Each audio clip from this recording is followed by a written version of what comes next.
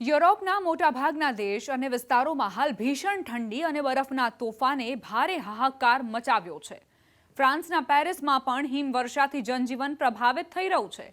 યુરોપના દેશોમાં મંગળવારે આવેલા બરફના તોફાનના કારણે સમગ્ર જનજીવન ખરાબ રીતે અસ્તવ્યસ્ત થઈ ગયું છે। નેધરલેન્ડમાં બરફવર્ષાના કારણે સેંકડો ફ્લાઇટ રદ કરવાની ફરજ પડી।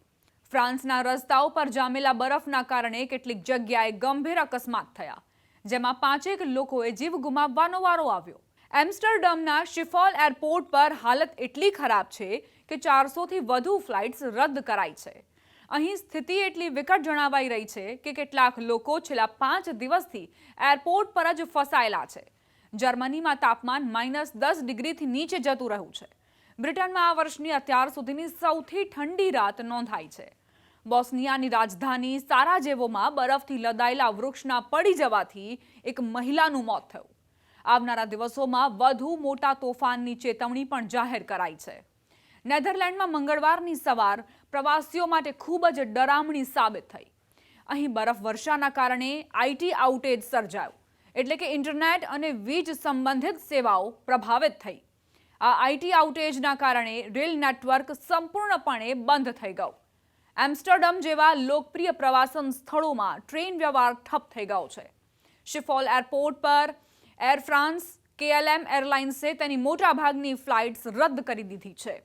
આ એરપોર્ટ યુરોપનું એક મુખ્ય ટ્રાન્ઝિટ હબ માનવામાં આવે છે। ત્યાં છેલ્લા 5 દિવસથી ટ્રાફિક ખરાબ રીતે અસરગ્રસ્ત છે। KLMના પ્રવક્તાએ કહ્યું કે તેમણે અનેક વર્ષોમાં આવી ભીષણ સ્થિતિ નથી જોઈ। હજારો પ્રવાસીઓ એરપોર્ટના ફ્લોર પર સૂઈ રહેવા મજબૂર છે। આખી સિસ્ટમ આ સમયે ખોરંભે ચડી ગઈ છે। ફ્રાન્સમાં ઠંડી અને બરફવર્ષાની સ્થિતિ વધુ ગંભીર બનતી જઈ રહી છે। સોમવારથી અત્યાર સુધી બર્ફીલી પરિસ્થિતિઓના કારણે માર્ગ અકસ્માતોમાં 5 લોકોના મોત થઈ ગયા। ફ્રાન્સના પરિવહન મંત્રી ફિલિપ ટેબ્રોટે લોકોને ખાસ અપીલ કરી છે। તેમણે કહ્યું છે કે લોકો રોડ પર ઓછામાં ઓછું નીકળે। સરકારી કર્મચારીઓને ઘરેથી કામ કરવાની એટલે કે વર્ક ફ્રોમ હોમ કરવાની સલાહ આપી છે। રોડ પર જામેલા બરફના કારણે લોકો અને વાહનો લપસી રહ્યા છે। વાહનો બેકાબૂ બનવાની ઘટનાઓ આજકાલ સામાન્ય બની ગઈ છે। પોલીસ અને વહીવટી તંત્ર સતત રોડ સાફ કરવામાં જોડાયેલા છે। આવનારા એકાદ દિવસમાં હજુ ભારે બરફવર્ષાનો મોટો ખતરો છે। શિફોલ એરપોર્ટ પર ફસાયેલા પ્રવાસીઓની વાતો ખૂબ જ ચિંતાજનક છે। અહીં ફસાઈ જવાના કારણે કેટલાક લોકોના કામ અટકી પડ્યા છે, તો કોઈના બાળકનો અભ્યાસ બગડી રહ્યો છે। કલાકો સુધી અહીં લોકો રઝળવા મજબૂર બન્યા હોવાનો દાવો છે। જર્મનીના દક્ષિણ અને પૂર્વીય ભાગોમાં તાપમાન -10 ડિગ્રી સેલ્સિયસથી નીચે જઈ ચૂક્યું છે। આખો દેશ આ સમય બરફના જાડા આવરણથી ઢંકાયેલો છે। બ્રિટનમાં પણ હવામાન વિભાગે ખૂબ જ ગંભીર ચેતવણી જાહેર કરી છે। સ્કોટલેન્ડના કેટલાક ભાગોમાં ભારે બરફવર્ષા માટે એમ્બર એલર્ટ જારી કરવામાં આવ્યું છે।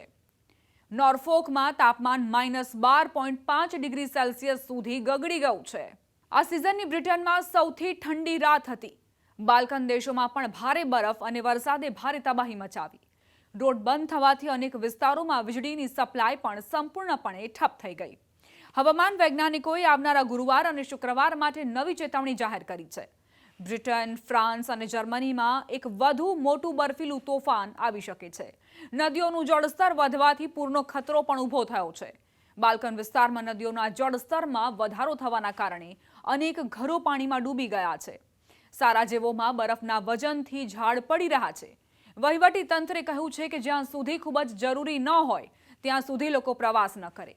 આવનારું અઠવાડિયું યુરોપ માટે ખૂબ જ મુશ્કેલ ભર્યું હોઈ શકે છે।